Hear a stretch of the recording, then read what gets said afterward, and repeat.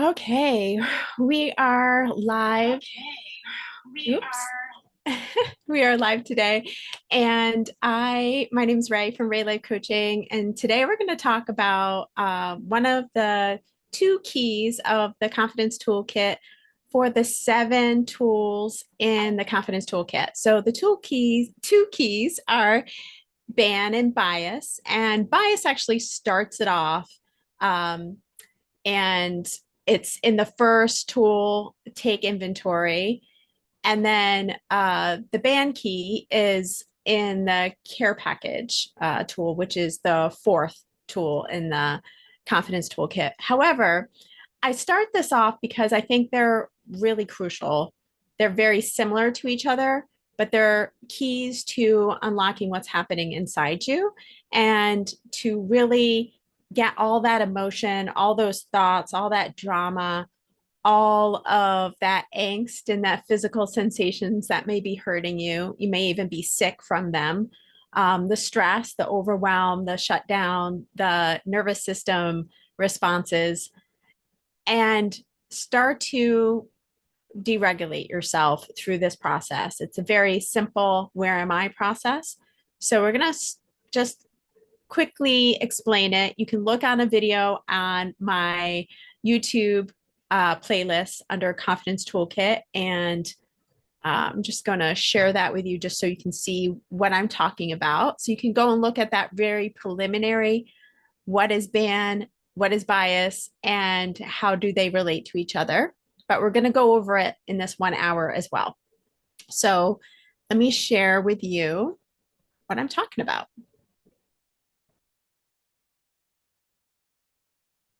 Okay, so I'm in my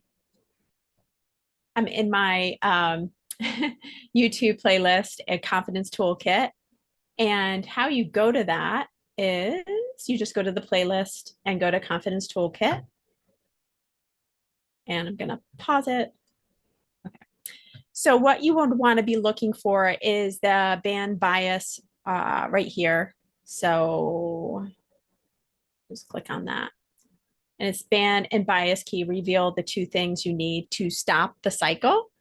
We're gonna actually go through all of that today and help you recover some, like start thinking about right now. If you're here with me today, I want you to start thinking about right now a problem, something that's been plaguing you a little bit, something that may even, it might be a really small thing, like I keep on putting away that my partner's dishes in the sink. It could be that simple, or it could be something more complex.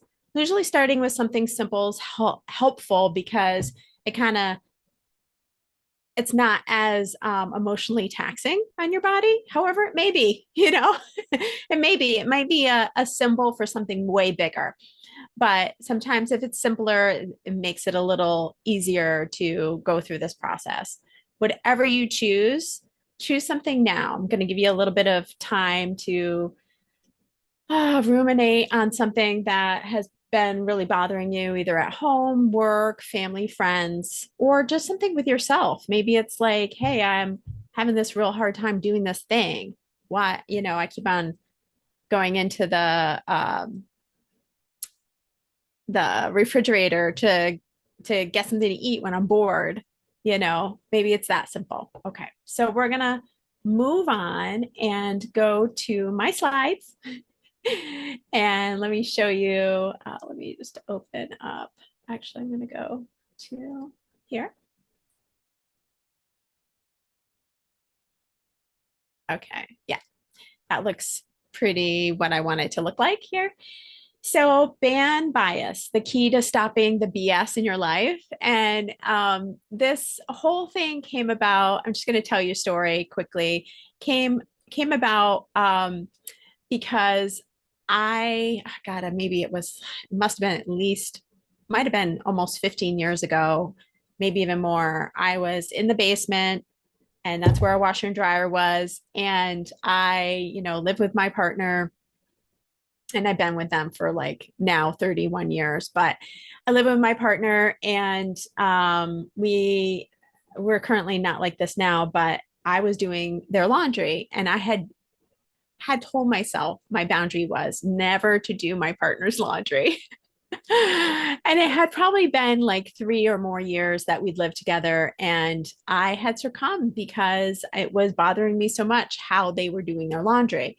And this also just says what my abilities were on communicating. I am not in blame of anybody in this moment, of what happened, but I really got a lot of information about what happened for me in that moment. So I was in the basement picking up all of the stuff, accumulating all the laundry throughout the house that was his on the floor. And I remember just picking up the laundry in the basement and being so upset that I was doing this to myself again. And of course, it's very easy to blame the outside world, right? It's really easy to blame your partner, blah, blah, blah. But the reality is that if you don't have the tools to communicate, if you don't have the tools that I'm going to show you today, well, one of two of the keys to the toolkit that I want you to go find on my website at some point, then it's very easy to get into the cycle of doing something that you don't want to be doing, or even not even knowing that you have a choice to do something different. Okay, so I'm going to introduce myself. My name is Ray from Ray Life Coaching, and I'm the founder of Ray Life Coaching. Ray stands for Remember Authentic You. I'm a confidence coming out coach. After coming out as polyamorous, non-binary, and pansexual, I learned NVC language, nonviolent communication language, and consent practices and attachment theory to help others like me stand up for their unique selves and build a life they love. So this is me about 2 or 3 years ago. Okay, so why are we here today? Well, what today is about, we're going to go over that, awareness. And today is really just about awareness. It's always about that. Of course, we hope to get to practicing as well and really embodying this practice. But right today is about awareness and not judging yourself. Invite what resonates with you and leave the rest. That's the second point I want to make. Understand that, you're going to watch this, you're going to learn this material from somebody else, or again, from me, and you're going to pick something else up from it that you didn't pick up before. And you're going to be like, oh, why didn't I see that? So I want you to just, understand that some of this is not for you. Some of it is totally for you. And I'm happy you're here. Most likely, if you're watching it, then it's for you. There's something here for you. Okay, so drop your intention in the chat if you're here with me today. I'm just going to go over to my trusty steed and send you a workbook for free as well. It's a drive in Google Drive, and you can check out the 2 workbooks. One is for the bias tool and one's for the band tool. And you can literally print it out or just have it on your screen, on your phone, and like follow me with this a little bit, because you'll see it in the workbook. So I would like to know in the chat, what are you hoping to learn today? Is there something that's resonating in you, something that's really bothering you that you're like, yeah, I have a lot of BS in my life. Why is that? I understand. I do too. Like there's a lot of bias in us. And it's funny that this whole key was bias and ban, because there's a lot going on in this world that's like banning things we don't like. We're banning people. We're shutting people out of our lives.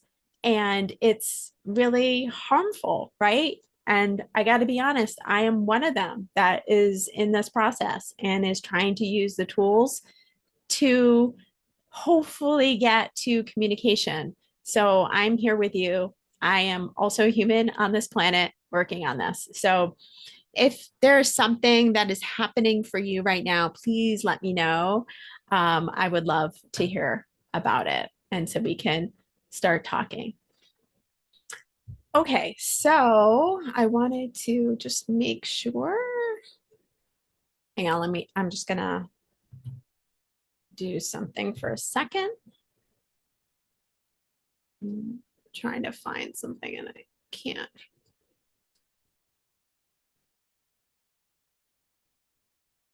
Oh, okay.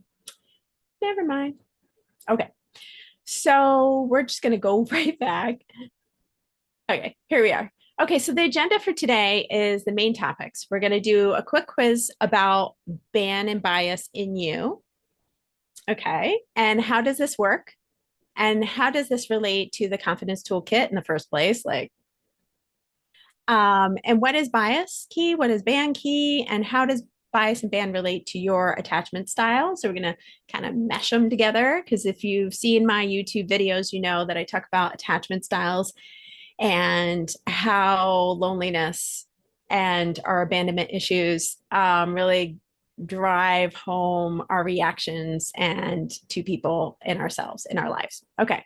So, and then at the end, we're going to do any questions you might have. What's next in this process? Okay. So here we go.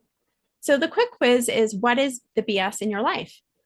So reminder, this is just a starting point, not a diagnosis or shaming session. This is not about any blaming. This is not about shaming. This is not judgment, evaluation of who and how good you are. This is about getting to know where you are right now and being real, trying to be as honest as you can, because if you're not, then you're not working with the real information. So number one, let's choose one of these. I think that's what I wanted you to do, which is, so what is the BS in your life? The question is, number one, you keep reacting intensely to things, even when you know they aren't personal or worth the emotional weight, but but shifting those automatic reactions still feel impossible. So it's like your conscious mind is saying one thing, your body and your reaction time is like, like alarms. Okay, so number two, you keep turning to habits you know don't help, like shutting down, people pleasing, yelling, or numbing out, but can't seem to stop, right? There's kind of a rhyme to this, like it's a similarity, a pattern here. Like you notice at least that you're doing this, but you can't seem to stop yourself. Number three, you spiral into worst case thinking, tell yourself stories that block the life you want.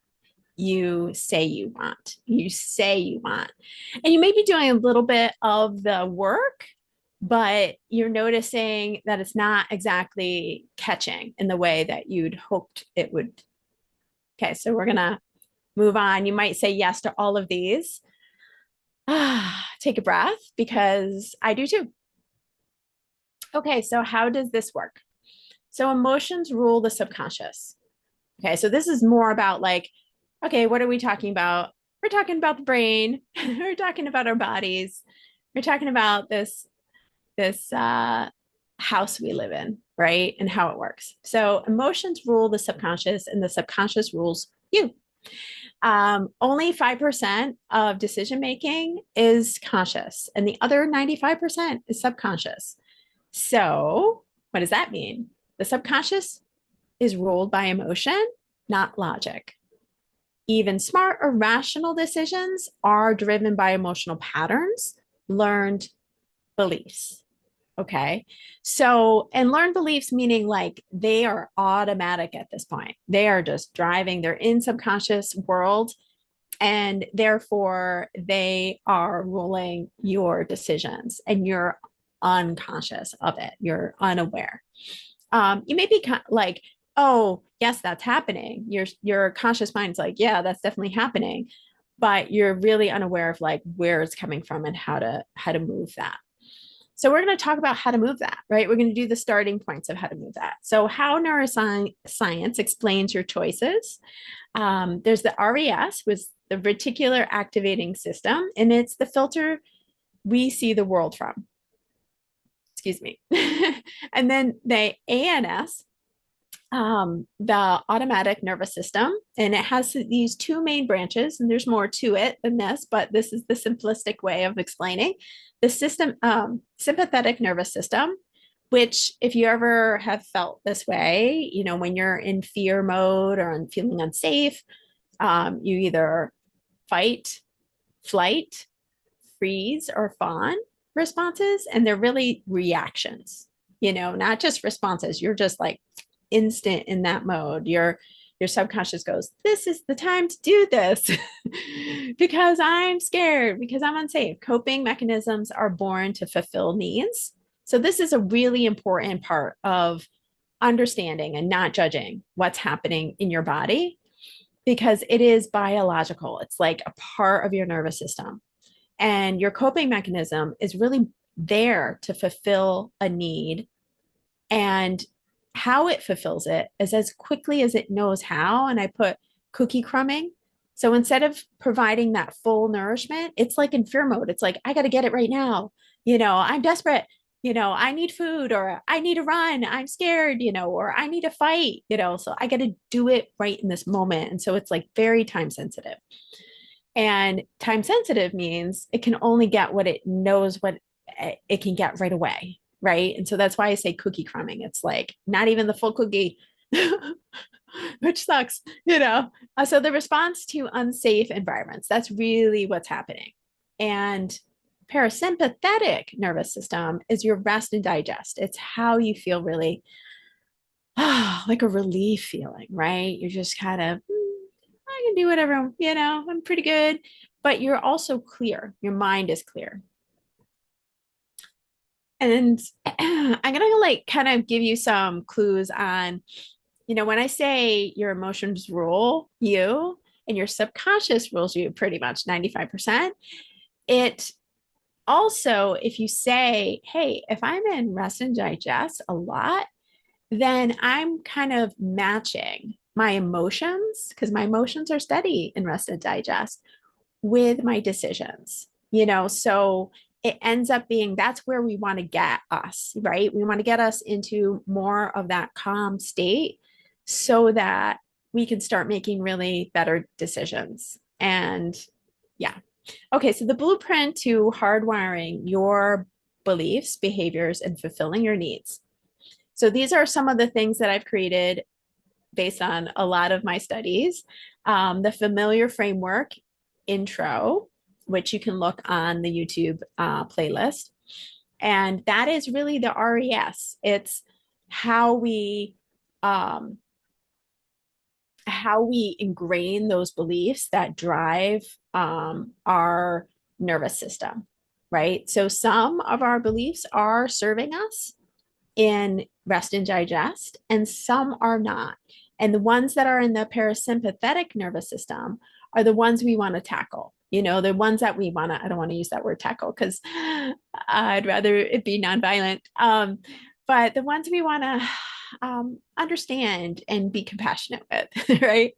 So familiar, if you look on the bottom here, it says familiar is firsthand, excuse me, we ingrain beliefs by firsthand experiences, auditory experiences, modeled experiences. And also, ER works to rewire our ANS. So the ER is our emotions and the repetition of that either firsthand experience, auditory experience, or modeled experience. And so if it's very emotional and repetitive, then it gets ingrained quicker, right? Stronger, and creates this path that our subconscious is like, okay, now we go to that one because that's a deep path. But we can use this information to start changing how we relate to our subconscious, really, and start to move the needle toward what we want versus what's actually happening. So the next thing is I wanted to just tell you again, I already showed you the ban and bias key video on my YouTube playlist, Confidence Toolkit. So just go to that and use neuroscience to teach your subconscious to trust it. So that's what I was talking about. It's like, we're going to use what we know about our brain and how it works to start moving the needle. And like I said, your conscious mind cannot override your subconscious, but it can speak the same language. Okay. So how is this related to the Confidence Toolkit? How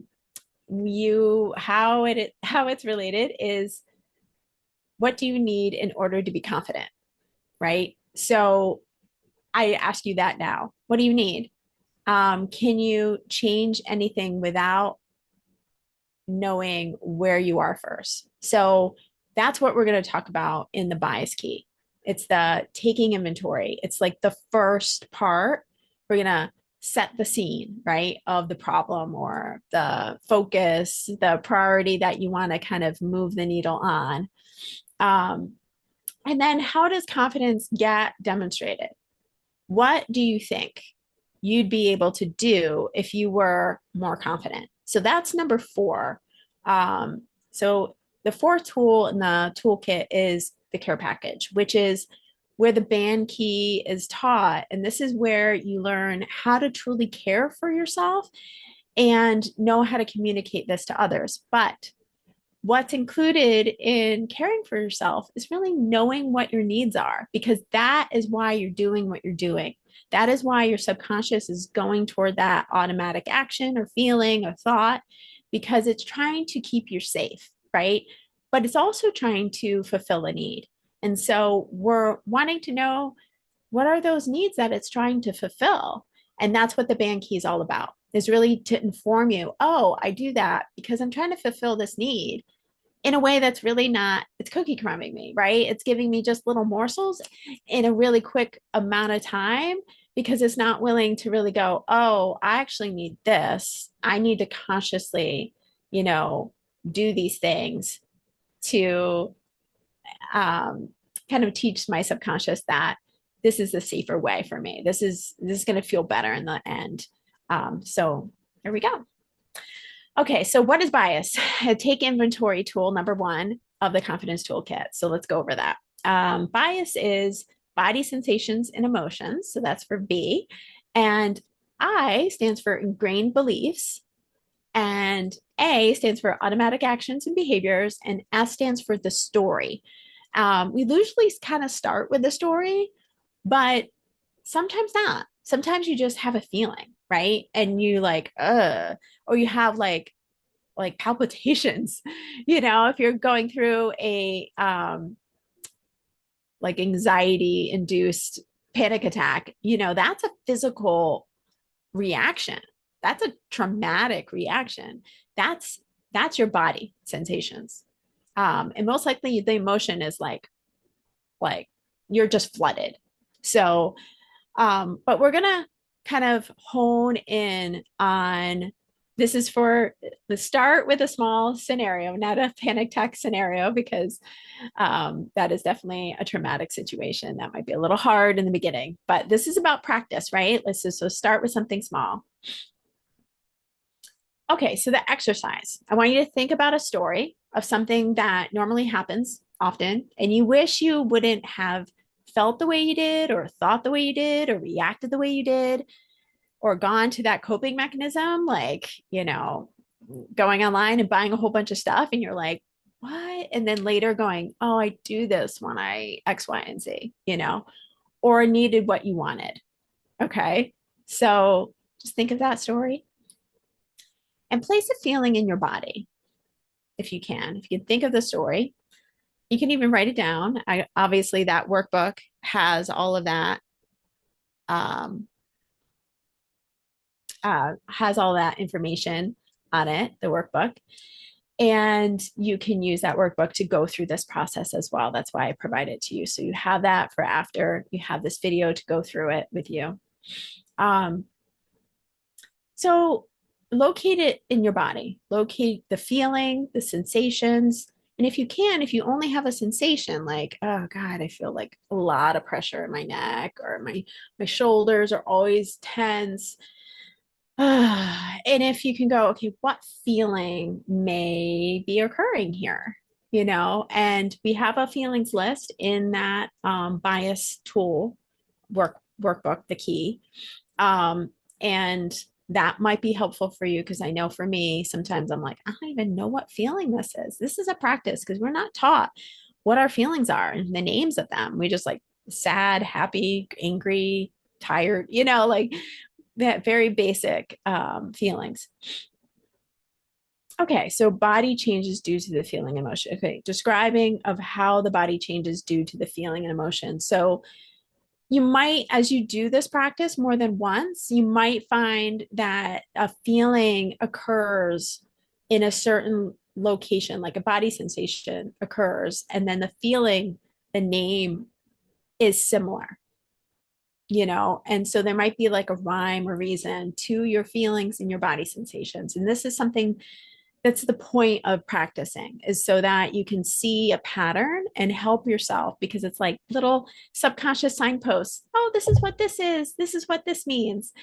And the same thing goes with the story or the automatic action and the ingrained belief. You might see a pattern in what your body sensations are and the automatic action. So automatic action might be a behavior that happens, either you want to do or you do instantly. Like you may stop yourself, so let's say you're really angry and you like really want to lash out, you're not. And so instead you hold it, but there might be repercussions right after. You might find yourself talking to a friend about it, or like totally stonewalling somebody because you're angry instead of saying what you need, because you are so dysregulated on the emotional level.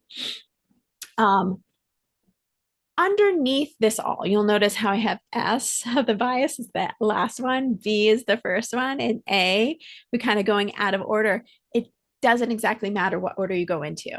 The point is to go through all of the letters. The last one tends to be the ingrained belief, because that is what we want. It's like the juice, it's like we squeezed out the juice of the fruit that we're trying to have.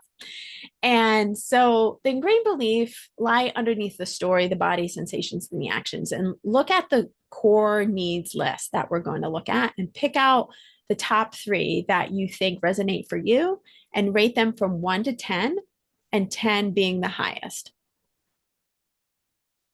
So here are the ingrained beliefs. There's many words for this: your core wound, your negative belief wound, your negative belief, your core belief. And these are the ones that are affecting you so much that you go into parasympathetic nervous system.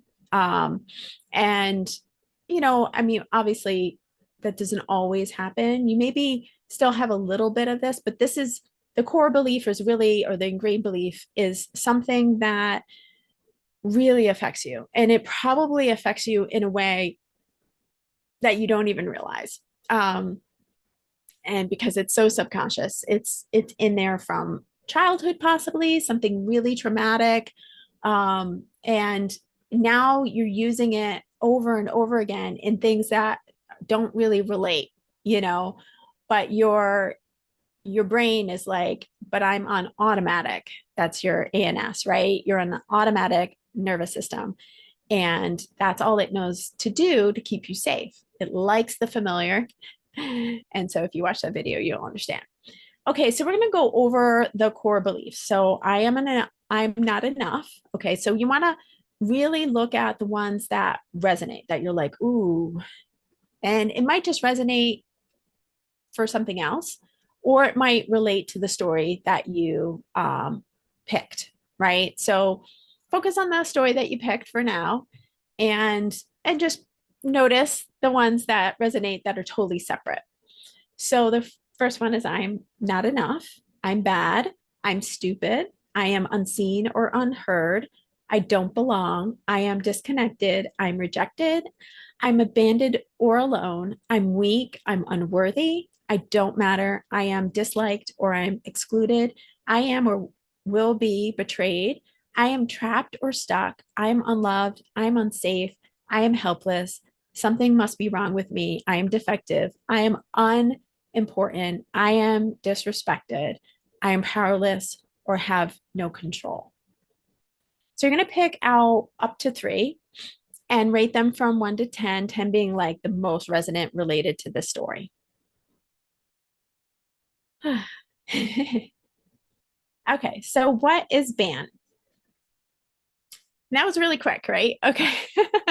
Sorry about that. That was really quick.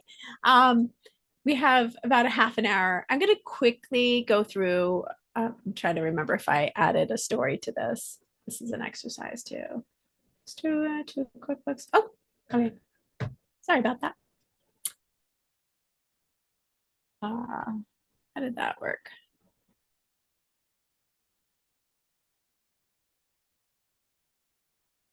It went weird. There. Okay. All right. There you go. Okay, so let's go up. All right.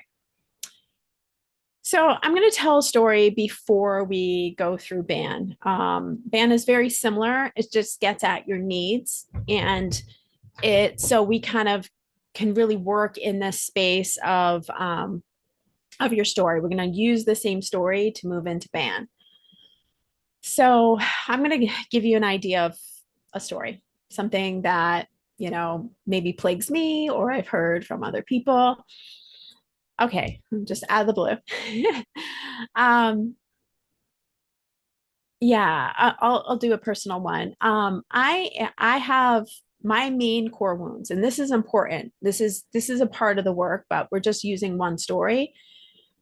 But what's important in this moment is to really say there's usually there might be like at least three core wounds if you have an attachment style that is not secure, that really plague you, that seem to just come up over and over again. You think you figured it out, but then you deal with this one problem and it looks totally different from like years past, but it brings up the same stuff, right? Or you just every day, same thing over and again.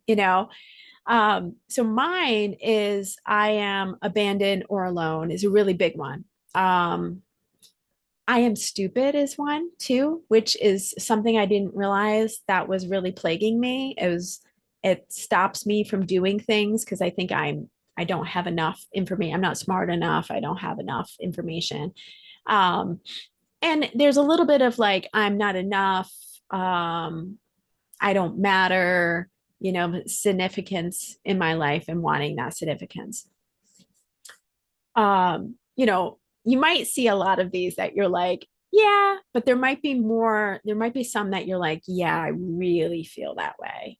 And one came up for me that was a little different was I'm bad. It was like really big recently. And it was because it kind of encapsulated the other two, which is I'm stupid and I'm abandoned. Where it's like, oh, I don't know enough. I'm not perfect enough to not be abandoned. It's like whatever.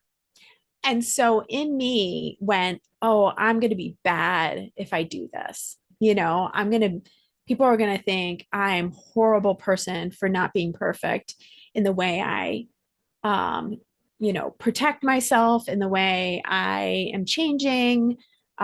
So, as you know, I'm a confidence coming out coach, right? So, these things are going to come up for you. If you are somebody who is either just coming out or even just in different environments that you're starting to go, oh, wow, this is no longer acceptable in this environment. Or, with the climate today, you might find yourself traveling and go, wow, I can't, I'm scared. I'm scared of being traveling, which is totally understandable. So some of these core things might resurface because you're starting to see unsafe environments. Um, okay, so my example, my story is that I had to tell somebody uh, that I couldn't give them an answer about something. And I needed to figure out how to do that in a way that made sense, because it felt very complex for me. But I realized as I was trying to formulate something that I really felt pretty horrible. I had never really done this with this person. And um and yeah, I felt like not guilty, but bad. Like, you're not supposed to do this. And I'm going to preface this. Hey, you know, you have every right not to answer a question, like, and so this is like reformulating, right? Your core belief. And, um, and I will show you a little bit at the end how to do that. Um, so So my story was, I'm not supposed to do this. This person is going to hate me and is literally going to disconnect from me completely. And I'm going to do this wrong. And so I'm not only stupid, I'm going to be alone, and I'm bad for doing this. Ooh, and I don't know how to do this right. Right. Like, and that that's going to happen. We're going to make mistakes. We're going to do things not so great. We're going to learn from it. And that's where the secure attachment comes from, right? A little bit is to being able to pick yourself back up. So the story is that really that I had to tell this person, hey, I can't really answer this question because, it steps over the line of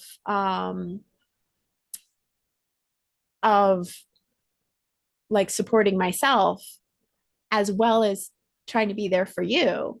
Like I need reciprocity. I need mutual connection in a certain way, and I'm not seeing that. Um, and so it's making it really hard for me to be in any relationship, any communication with you, because I need to see that, you know, that's something that is available to you, that you can see my side a little bit, that you can put yourself into my place. I think I'm trying to do that for you. So it was really hard, it was really hard. And I think I didn't do it perfectly. I know I didn't do it perfectly. And I learned a lot about it. I learned a lot about myself. But in doing that, so what happens? What is happening in your body, right? And this is a process because if this is something like really ingrained, it might take you really long time. I don't think I actually gave myself enough time. And I'm learning how to do that. So this process is about like ingraining the practice, not just ingraining a new belief, but the practice itself, because it's going to happen. That's what secure attachment knows, is the practice. It's not that they don't have these feelings. It's not that they don't have these thoughts. It's that they have learned how to hold them dearly and how to deal with them and really understand where they're coming from and how to like rework it in their mind. Um, and so that's what this is all about. So for me, the feeling was, like gut wrenching. I really had that feeling and I had to sit with it for weeks. I had to go over it and really delve into what we're going to get into, which is the band key. But the ingrained belief, what I got was I am bad, right? If I do this. But the reality is to be really authentic to myself, I knew I had to rewrite why I was doing this and to really believe that I had the choice. And that was part of the next stage. So I don't know if I went through that. So the ingrained belief, the story, the automatic action that I wanted to do was to email right away. And I think I actually probably responded too soon. Um, and that's something, you're going to learn. You're going to learn how to do this, right? You're going to make mistakes and try to move yourself closer and closer to better, right? Okay. So we went through, I'm going backwards. Okay, so we're going to go to ban. And it's funny because ban is like, no, but it's actually, both of these are kind of, I don't know if you say oxymorons in a way. It's like, no, we're not banning. We're actually doing the reverse. We're revealing what our needs are. And we're saying the needs are no longer banned, actually. And your bias is your ingrained belief. And your ingrained belief is okay. It's just that now we need to move it to something that's positive, right? Something a little more relieving for you. Your ingrained belief is now going to be more of a choice, right? So, okay, so this is a part of the care package, which is the fourth tool in the Confidence Toolkit. And let me go over it again. So B and A are the same as the bias. So it's body sensations and emotions, and A is for automatic actions and behaviors. N is for necessary needs. So I want to kind of give you an overview. You are doing the actions, your body sensations, and your actions are saying to you what you need. Like they're trying to seek out your need. Okay. So I'm going to say, what do you think? First, you have to know a need. What do you think that my story would tell you about what I was trying to get, by responding really quickly, or the feeling of like, like, I didn't even say what my feeling was. Um,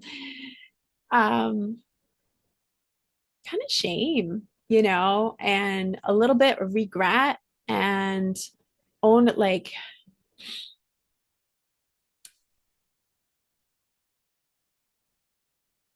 I was gonna say possessiveness in a way. Like I'm possessing, um, like owning something that's not mine and coveting it in a way. That sounds really weird, but yeah, there's like this seeking feeling that comes in that situation. But at the same time, there's like this um desperation, a little bit of desperation that occurs where I'm like, I'm really wanting to be okay, really wanting. That's your need. Okay, so the emotion's there, and it's in my heart and my throat, and my heart and my throat, and to really like be aware of where it's existing for you. It might be your gut. You might feel it in your feet. It could be something really very unusual. Okay, so your necessary needs are what that action and feelings trying to tell you. So for me, it's like I want to speak, I want to be heard, I want to be seen, right? I want you to know me and care about me. And so inevitably my need is like really emotional connection. But I also have other needs in regards to this situation. And they are actually very similar to the person who's requesting this thing from me. Inevitably, I want freedom. I want choice. I want to be able to care for myself. But I also want real true connection with this person, that they want this for me too, as much as I want it for them. Um, so that would be reciprocity, mutuality. So there's a lot of layers of needs here. So I'm going to go through this exercise. Same thing. We're pretty much going through the same thing. Um, the story, the body, the automatic actions. I think I might have not changed this. On the ingrained belief. Let's see if oh, okay. Well, I messed up on that one. Um, so really it's your needs, so what are your needs in relationship to this? Um and I didn't add a needs list on here. That was my mess up. Interesting, I'm talking about mess ups, right? But I want to go to a needs list. So let me disengage from, stop the share. We got about 15 minutes. Let me go find a needs list so that you have that. I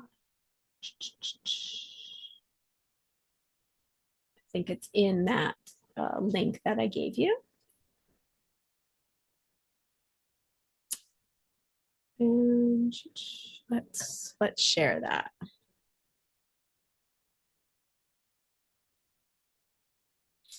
Okay, so this is one of the worksheets that um, workbooks that I provided. You can go to the link in the comments and see the band bias workbook and just click on the link and it's the folder for this mini workshop.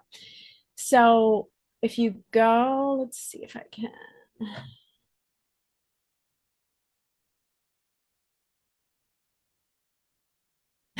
Like, let's go somewhere else. No, that helps me. I don't think it does. Okay.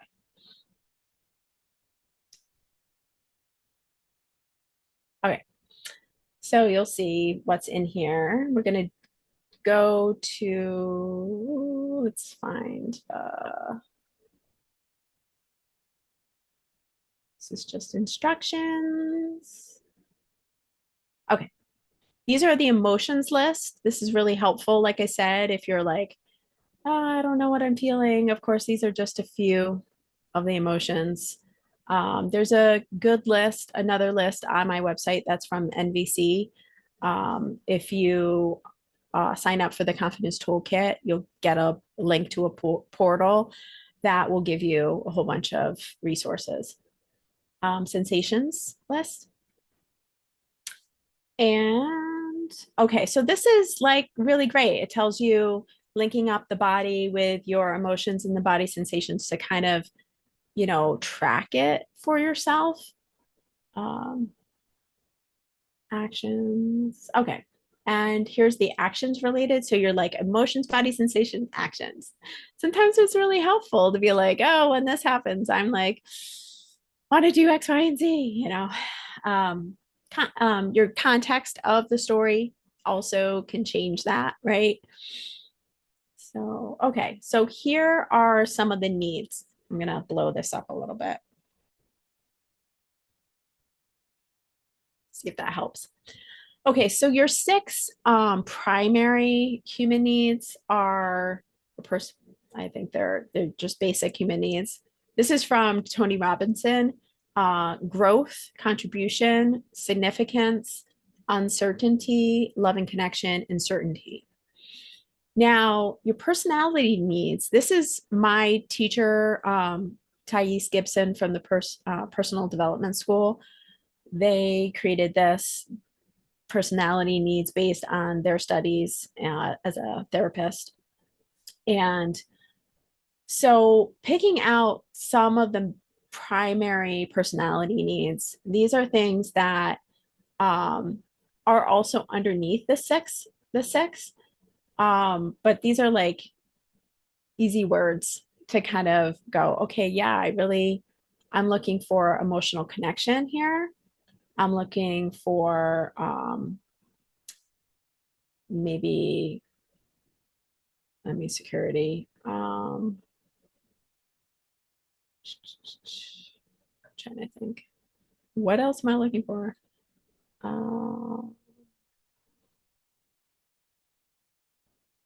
It's probably a big one here. I would say freedom is actually a big one for my story. And emotional connection. I'm not sure if they have reciprocity and mutuality but it's in the other one. So we're going to go to the next list, which is your tertiary needs. Sometimes these are easier because they're more about like how you get the basic needs met. And for me, I think I was looking for some equality, um, equality. Like I wanted to feel like we were working together. And that's really under connection. So that's like my big number one. Cooperation, communication.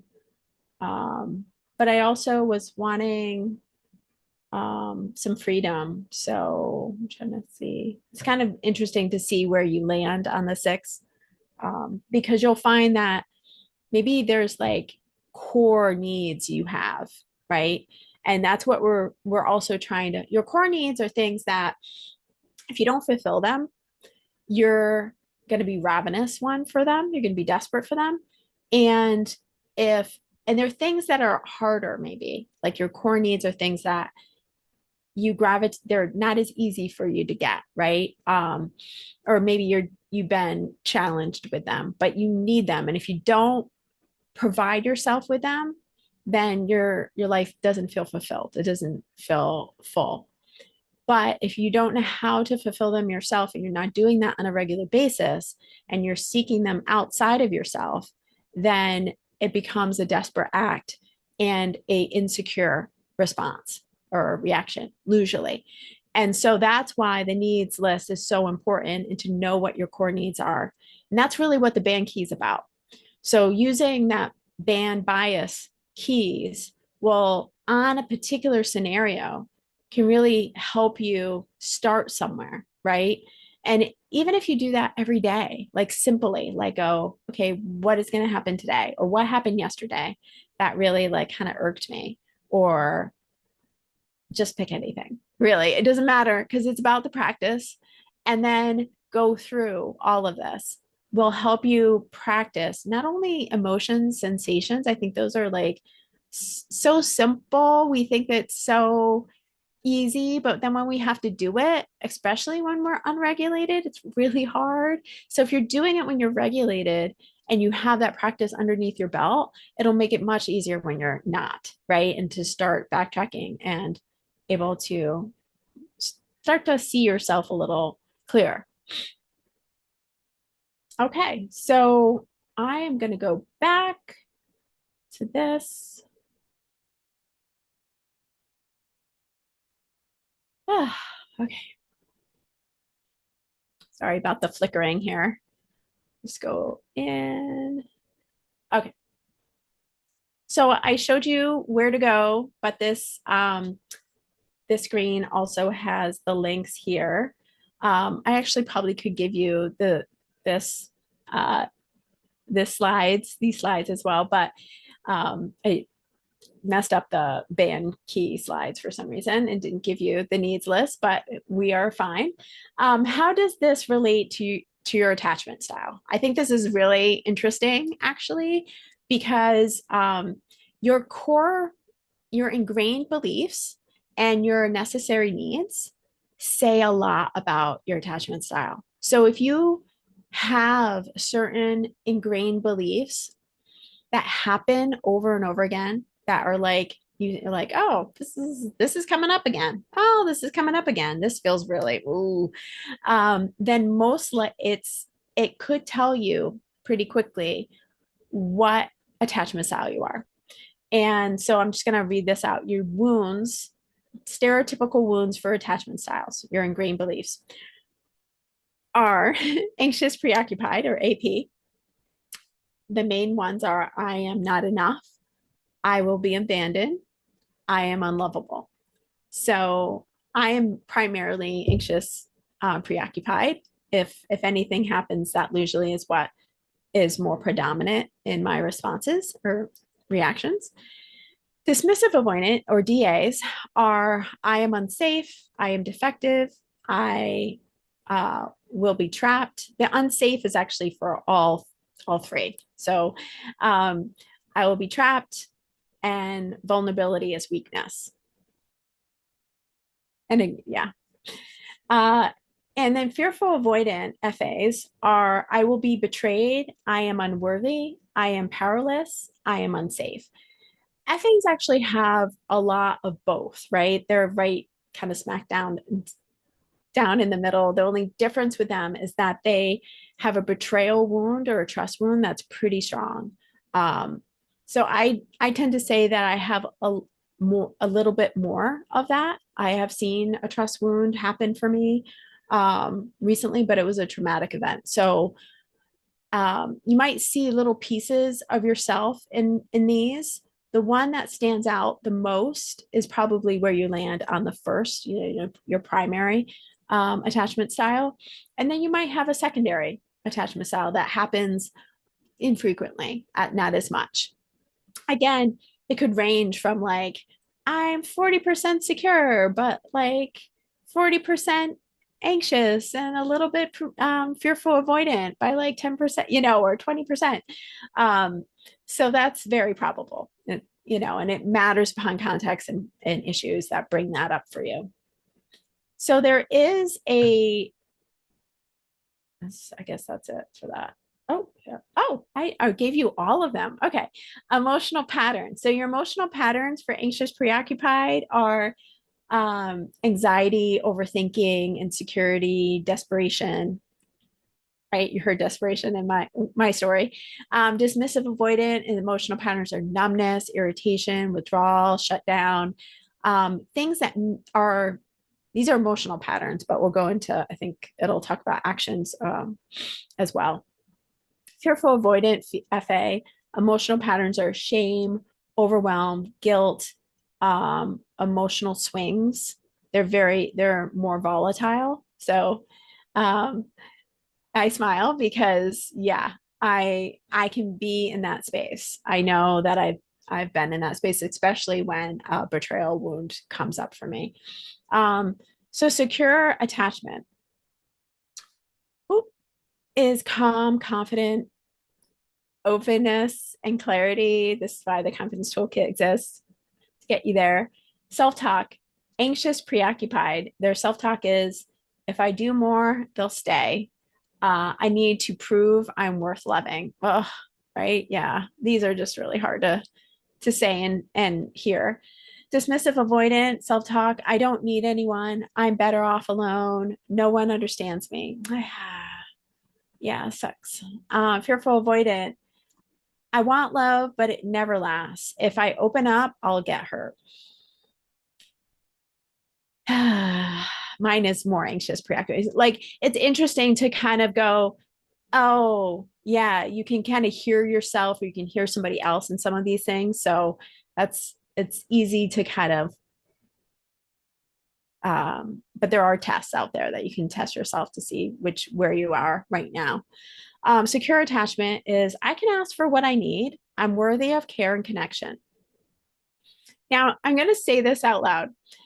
What you say versus what you do is one thing, right? So I say that because I could see all three of these saying a secure attachment phrase when they're in a good regulated place, and then kind of deny, mattering upon where you are in your stage, right? And kind of deny the reality of what they're doing. It's very possible because it's like all subconscious, right? And if it's really hard to admit what's going on with you. Coping mechanisms. So this is your actions, the automatic actions, and the ban and the bias key. The AP, clingy, fawning, over explaining, totally that. Totally been there.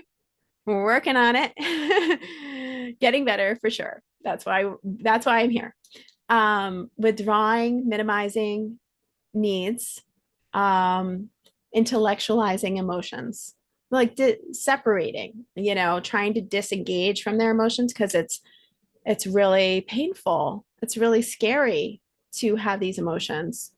Fearful, avoidant, testing, over defending, stonewalling, fawning, withdrawing. They're a whole amalgam. I don't know what that word is.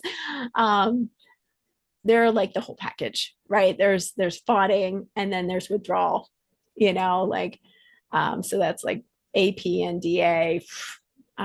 So secure attachment, they're regulated emotions. So this is what we need to work on, right? How do we regulate our emotions? They communicate directly. But in order to communicate directly, the emotional regulation really does need to be there. Seeks repair and clarity. Yeah. Whew. Yeah.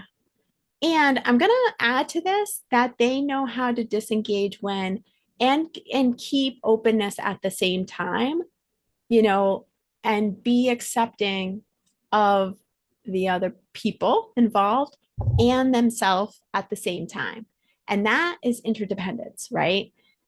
But sometimes the hardest thing is to disengage, but with openness, not withdrawal, not dismissive, not totally stonewalling, instead being very clear, but at the same time, not running toward, doing too much, like the anxious person, not pretending that it doesn't matter, um, you know, and not being able to disengage, to be like, hey, I need to leave.